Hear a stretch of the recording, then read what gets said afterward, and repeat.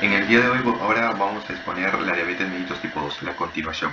La diabetes tipo 2 nosotros sabemos que es una diabetes más que todo por el estilo de vida, no se asocia mucho a anticuerpos o no es mucho por reacciones de nuestro cuerpo, o sea, de nuestro sistema inmunológico que ataca a nuestras células. Es más que todo por el estilo de vida y en este caso la fisiopatología se va a asociar más que todo a la obesidad o va a tener una asociación. Eso no quiere decir que las personas que son delgadas, que no son obesas, no pueden tener diabetes. Sí pueden tener diabetes. De hecho, las personas que son obesas no pueden tener diabetes. Sí pueden tenerlo. De hecho, la obesidad es uno de los factores importantes de los muchos que existe para que conlleva a la diabetes mellitus. Entonces, en la obesidad lo que va a existen ciertas características que en la obesidad disminuye la adiponectina. La adiponectina, o sea, lo que quiero decir es que los pacientes obesos tienen la adiponectina disminuida. La adiponectina es una proteína antiinflamatoria, muy importante. En el caso o relacionado a la diabetes, esta proteína lo que hace es inhibir la fosforilación del IK beta, que es la proteína inhibitoria del kappa beta, que vendría a ser el factor nuclear kappa beta, esta vía. Entonces, si tenemos adiponectina, lo que hace es inhibir esta fosforilación, o sea, que no se active en pocas palabras. Y si no se activa esta, pues si no se activa, pues no se va a activar esta, que es el factor nuclear kappa beta. Pero ¿qué tienen los pacientes diabéticos? Los pacientes obesos tienen disminuida esta adiponectina. Y si tienen disminuido, pues la inhibición también se va a disminuir. O sea, quiere decir que va a haber una activación del factor nuclear kappa beta. Y una de las funciones, porque tiene tres funciones muy importantes, pero una de las cuales es la producción de citocinas proinflamatorias, como en el caso de la interleucina 6 y el factor de necrosis tumoral. Aparte de esto, esta vía es muy importante, por ejemplo, en el cáncer, en el tumor o en los linfomas de Hodgkin, por ejemplo, o los linfomas como tal, porque esta vía también produce o sirve para la supervivencia de la célula, porque también sintetiza proteínas antiapoptóticas y proliferativas. Pero la que nos importa acá en la diabetes mellitus tipo 2 es las citocinas proinflamatorias, que ya lo vamos a ver más adelante, que tiene ciertas funciones que va a conllevar como tal a una destrucción de la célula. Ahora, en la obesidad o los pacientes diabéticos obesos tienen una tendencia a que su glucemia esté en constante aumento, o sea, su glucemia está aumentado constantemente. No solo los obesos, también, o las personas que tienen obesidad, también las embarazadas, las gestantes, las personas en gestación o el estrés mismo, son procesos fisiológicos que conlleva a un aumento de la glucemia. Esto es normal, como lo indico, son fisiológicos, pero esto ya va un poco más genético, porque existen ciertas personas, el 80 al 90% de las personas tienen la capacidad de contrarrestar este constante aumento de la glucemia. ¿Cómo lo hace? Aumentando la masa celular, incrementando también la secreción de la insulina para poder contrarrestar a la glucemia elevada, porque es un proceso fisiológico, pero del 10 al 20% de las personas no tiene la capacidad de contrarrestar, o sea, no tiene esta capacidad de mantener los niveles de glucemia en valores normales cuando están aumentados. No tienen esa capacidad. ¿Por qué no tienen esa capacidad? Es más que todo un factor genético como tal, como lo mencioné. Acá va a estar disminuida la masa celular y la disminución de la secreción de la insulina.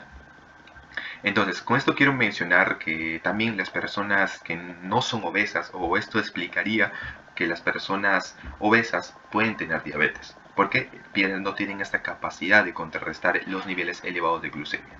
Entonces, las personas obesas tienen, como ya lo indiqué, la obesidad, el embarazo y el estrés son procesos fisiológicos que mantienen constante el incremento de glucemia. ¿Y qué es lo que hace este incremento de glucemia constante? Incrementar la demanda de la insulina, lo cual va a generar una hiperreactividad de las células beta. Esto va a conllevar pues a lo que ya mencioné. Si eres una de las personas que tiene la capacidad, como es la mayoría de personas, pues este no es una vía como tal para la producción de diabetes. Pero si eres de las personas que de 10 a 20% no tienen la capacidad, pues sería una vía que conllevaría una diabetes. Aparte, en la obesidad existen proteínas diabetogénicas, quiere decir que proteínas que produce o son factores de riesgo para la producción de diabetes mellitus tipo 2, una de las cuales son la adipocitocina, el factor de necrosis tumoral, la leptina, la resistina, la interleucina 6 y el ácido graso libre. El factor de necrosis tumoral, ¿por qué? Por la vía que ya mencioné, en la cual es la activación de esta por la disminución de la adiponectina, por esta vía, por el número 2. Entonces, lo que hace el factor de necrosis tumoral es inducir la apoptosis de las células beta. La leptina, nosotros sabemos que esta es un péptido que sirve para la saciedad, pero en las personas obesas este receptor de leptina que se encuentra en el sistema nervioso central está insensible, o sea, no, al unirse a la leptina no puede actuar o no ejerce su función porque está insensible, es pocas palabras, está inservible los receptores. Entonces, por eso es que las personas obesas o las personas que tienen obesidad tienen la tendencia a no llenarse cuando comen mucho, por esta misma característica. Entonces, aparte de eso, la leptina lo que hace es disminuir la secreción de la insulina y aumenta la respuesta inflamatoria y también produce estrés oxidativo. Todo esto en conjunto va a conllevar una apoptosis de las células beta. Esta apoptosis o destrucción de las células beta va a producir una disminución de la insulina. En el caso de la resistina, lo que hace es activar el factor nuclear kappa beta, a esta vía NF-kappa beta. Al activar esto, igual que esta, va a producir citocinas proinflamatorias, o sea, quiere decir que va a incrementar la cantidad de interleucina 6 y factor de necrosis tumoral. Tenemos otra proteína diabetogénica, la interleucina 6, que produce la inflamación. Y el más importante de todos son importantes, pero el más relevante es el ácido graso libre. Esos ácidos grasos libres lo que hace es aumentar el ROS mitocondrial. ¿Qué es el ROS mitocondrial?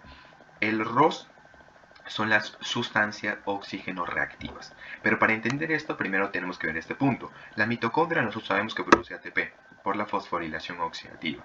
Pero aparte de eso produce un subproducto que es el ROS. Quiere decir que las mitocondrias producen, aparte de ATP, ROS. Pero lo que hace el ácido graso libre es incrementar esta cantidad de ROS y disminuye la producción de ATP. Y para entender esta vía tenemos que conocer cómo es la secreción de la insulina. La secreción de la insulina depende de los canales de potasio dependientes de ATP, porque estos canales se van a abrir y va a ingresar potasio dentro de la célula. Al ingresar potasio lo que va a hacer es un potencial de membrana, lo cual va a conllevar el incremento del calcio intracelular. Y este calcio intracelular incrementado va a conllevar a la exocitosis de la insulina o de los gránulos que contienen insulina y por lo consiguiente su secreción.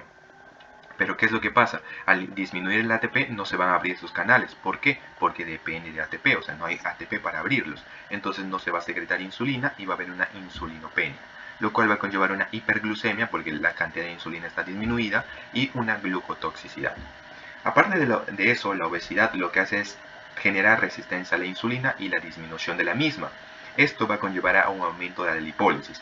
Tenemos que recordar que la función de la insulina, una de las funciones es activar a la lipoproteína lipasa. Lo que hace esta proteína es degradar a las lipoproteínas para que libere ácidos grasos libres y por consiguiente lo introduzca dentro de los adipocitos mediante la insulina.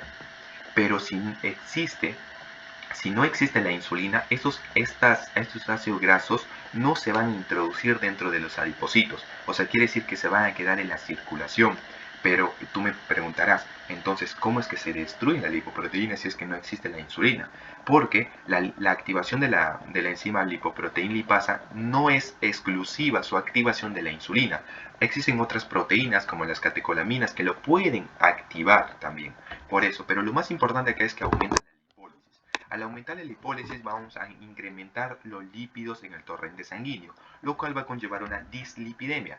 Y si existe una hipertrigliceridemia, lo que más se asocia es una pancreatitis aguda. Y si existe una hipercolesterolemia, se asocia más a aterogénesis, o sea, a una enfermedad que se conoce como la aterosclerosis.